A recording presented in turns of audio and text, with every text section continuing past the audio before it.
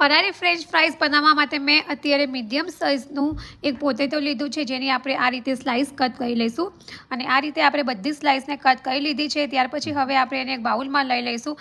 ત્યાર પછી આપણે તેમાં સિંધવ મીઠું જે ઉપવાસમાં ખાઈએ છીએ એ એડ કરીશું। ત્યાર પછી ઉપરથી આપણે થોડો મરી પાવડર એડ કરીશું, જેનાથી જે આ ફ્રેન્ચ ફ્રાઈઝ છે એનો સ્વાદ ખૂબ જ સરસ આવશે। ત્યાર પછી અહીંયા મેં લીલા મરચાં લીધા છે ઝીણા સમારેલા, એ આપણે એડ કરીશું। ત્યાર પછી હવે આપણે બાઇન્ડિંગ માટે થોડો રાજગરાનો લોટ એડ કરીશું।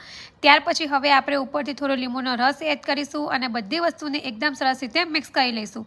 ત્યાર પછી હવે અહીંયા મેં ગેસ ઉપર પહેલેથી જ ઓઇલ ગરમ કરવા માટે મૂકી દીધું હતું અને આ જે ફ્રાઈઝ છે એને આપણે ઓઇલમાં ફ્રાય કરી લઈશું।